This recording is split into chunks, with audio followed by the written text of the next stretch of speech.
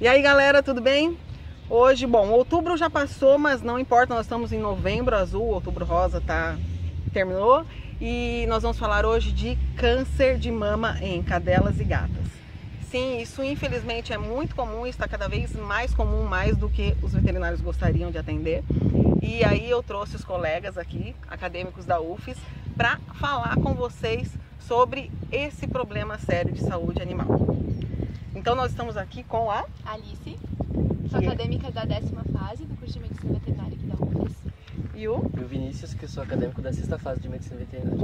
Os dois, eles ficam bem próximos do hospital no projeto, tem um projeto oncológico lá que eles vão explicar mais tarde, mas primeiramente nós vamos falar então do câncer de mama. É muito comum o câncer aqui? Vocês veem lá no hospital muito caso?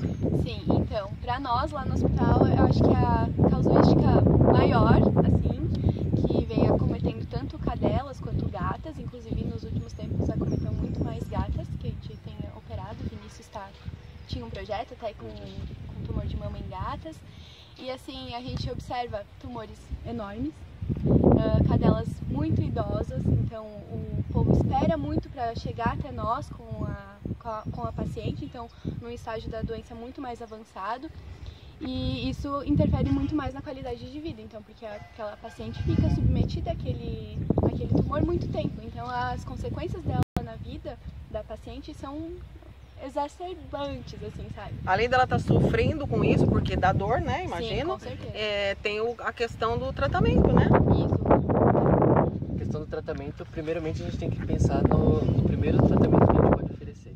Quando a gente passa no câncer de mama, a gente tem que lembrar que quanto antes for começado o tratamento, melhor o prognóstico para o animal.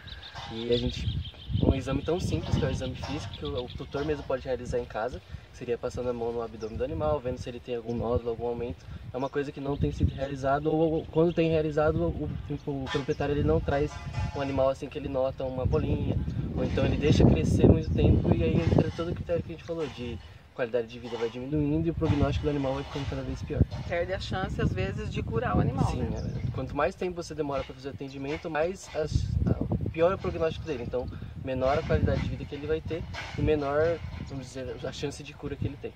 E a evolução dessa doença, ela é rápida, lenta, como que é?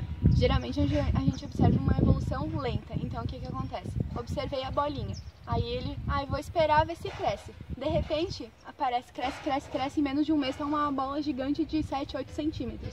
E o que vai interferir isso? Principalmente no procedimento cirúrgico, porque a gente preza pela remoção da cadeia mamária inteira, dependendo do tipo neoplásico, né? Que seria o tipo do tumor que essa cadela está passando. E quanto maior o tumor, menos tecido sobra pra gente fechar a ferida cirúrgica. Então essa pós-operatório vai ser muito pior, porque o tecido fica muito mais apertado, vamos dizer assim. Então ela vai sofrer mais no pós-operatório. Então a gente preza porque esse nódulo seja menor, então a gente consegue ter mais tecido, fecha melhor e a paciente tem uma recuperação mais rápida. E a evolução da doença, sim, geralmente a gente tem observado que as pacientes, pelo tipo que elas são acometidas, geralmente pelo uso de anticoncepcionais, não têm gerado tanta metástase, mas a recidiva na outra cadeia mamária tem acontecido. Então a gente faz a primeira cadeia e geralmente a paciente volta para fazer a outra. E geralmente, quer dizer, uma das... que eu acho que a causa principal, né, do câncer de mama nos animais é o anticoncepcional, né? Que o pessoal chama de vacina.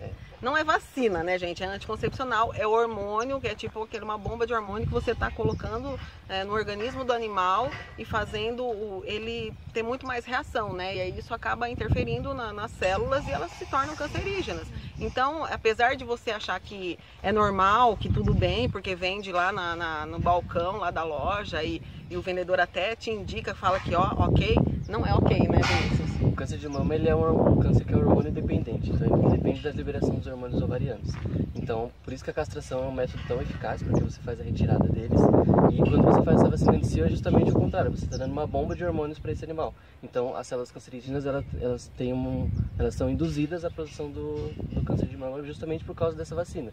Então, é uma questão que a pouco prazo, a um curto prazo, ela é eficiente. Então ela cumpre o papel dela de não deixar o animal entrar no cio, não ficar gestante. Mas a longo prazo a gente sabe que tem toda essa consequência de um câncer de mama. E aí as pessoas têm também aquela coisa de, mas eu já dei várias vezes, não aconteceu nada. Várias vezes. Né? Não aconteceu agora, mas vai acontecer. Vai, né? Isso, então. A taxa de neoplasma mamário em cadelas que receberam uma dose de anticoncepcional já é exatamente.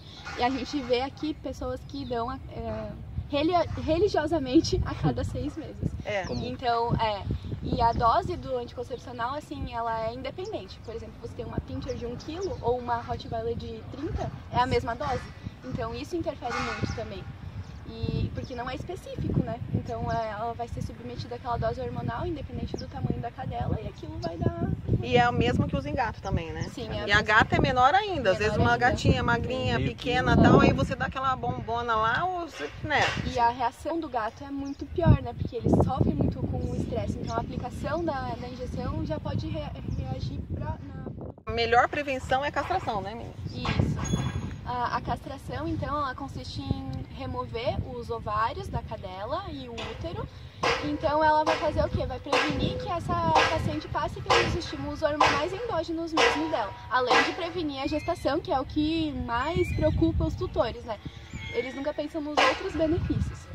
Que seria, então, por exemplo, a prevenção da piometria, que também é um problema sério também, né? Que também pode ser ocasionado pela vacina, inclusive. Além das mortes fetais, que a vacina pode trazer também. E então, quando que a gente pode fazer essa castração? O indicado é que ela seja submetida antes do primeiro cio. Mas quando antes do primeiro cio? O mais próximo dela estar entrando no cio. Então, cadelas menores tendem a entrar no cio um pouquinho mais cedo, então em torno de 6, 7 meses. Então, esse seria um período adequado para cadelas menores. E cadelas maiores tendem a esperar um pouquinho mais, porque o desenvolvimento corporal delas é um pouco mais demorado, então elas vão crescer até mais ou menos 1 ano de idade.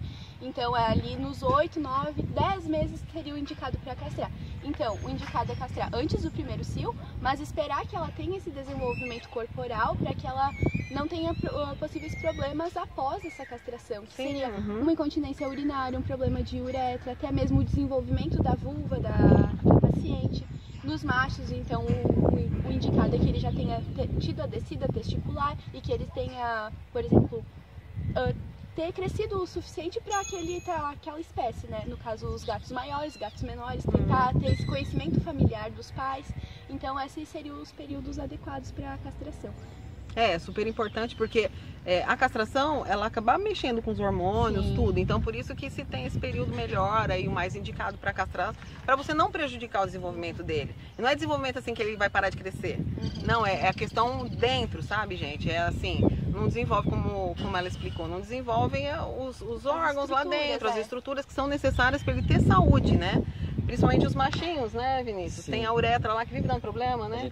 É comum a gente ter gatos aqui que obstruem e a gente está sempre relacionando isso com a questão de ser castrado ou não ser castrado. Então é uma questão que afeta bastante. Bom, e com relação também aos machos, eles também têm problemas, né, de câncer nas bolitas. Então, nos testículos geralmente a gente não observa tanto, aqui no hospital não tem tanta casuística de neoplasmas em testículos. O que a gente observa são cachorros idosos que não foram castrados e desenvolvem a hiperplasia prostática benigna, que seria uma lesão benigna, mas que como ela faz o aumento dessa próstata, então ela vai comprimir estruturas responsáveis pela defecação, que seria no caso o reto, e também da uretra. Então geralmente esse animal tem dificuldade para urinar. Então a castração previne que exista essa complicação. Então a longo prazo, no caso quando esse animal chegar na senilidade, que seria ele mais idosinho, ele não vai ter esse problema. Sim, a castração é para você ver os benefícios, né? Com relação à saúde do próprio animal e também assim, tipo, ele não vai tentar sair atrás de fêmea, não vai morrer atropelado correndo atrás de fêmea, não vai juntar aquele monte de cachorro brigando, então não vai ter demarcação de território se você castrar ele jovem, né? Então tem vários benefícios, né? As pessoas falam assim, é muito caro castração, mas e se tiver uma doença aí, né? Exatamente, e aqui eu vejo na região eles veem a cirurgia, tanto a de castração da fêmea como do macho, como uma mutilação. eu observo isso, que eles, meu Deus, vai doer, ai meu Deus, ele vai ficar sem as bolinhas dele, coitadinho, ele não vai sentir mais prazer, vamos dizer assim. A gente observa isso na população e isso é uma coisa que não existe. Aqui a gente faz cirurgia com analgesia, anestesia totalmente adequada para os pacientes. Então não tem por que se preocupar com isso. E não tem prazer, né, gente? Não. Os animais, eles cruzam para se reproduzir, para manter a espécie. Não é igual o ser humano que acaba tendo outros interesses sexuais, né, gente? Exatamente. Bom, então vocês querem... você tem um projeto de oncologia também, né? Como que é esse projeto? Como que funciona? Bom, o projeto ele chama Pet Mama e ele surgiu justamente por causa da nossa casuística de atender muito câncer de mama nas cadelas e nas gatas. Então a gente observou isso e aí a gente desenvolveu um projeto que é voltado justamente para esse primeiro atendimento, para fazer o acompanhamento do animal. Então o animal, a gente tem diversas campanhas, como a gente está fazendo aqui, campanha de conscientização, para explicar para a população como funciona o câncer de mama, para não aplicar a vacina anticoncepcional. E aí quando esse animal chega pra gente, a gente vai fazer todo o acompanhamento dele. Então ele vem para uma consulta oncológica e a gente faz todo o acompanhamento, faz os exames, e a partir do resultado dos exames a gente via a nossa terapêutica e o prognóstico do animal. A partir daí, se for necessário, a gente faz a cirurgia e faz todo o acompanhamento pós-cirúrgico do animal para ter certeza de que ele ficou livre da doença ou se ele necessita de uma quimioterapia depois. Bom, gente, então esse era o recado que a gente queria dar para vocês. Prestem muita atenção, cuidem da saúde das suas cadelas e gatas, para elas se desenvolverem saudáveis, se você não ter gasto e elas não sofrerem. Não é isso, turma? Isso. Outubro Rosa acabou, mas a prevenção é todo dia. E estamos aí com o Novembro Azul, então, né, para os machinhos. É isso. Então sempre lembrar, qualquer aumento de volume, qualquer mudança do comportamento do seu animal, trazer ele para o atendimento veterinário. É isso aí, gente. Tchau, tchau.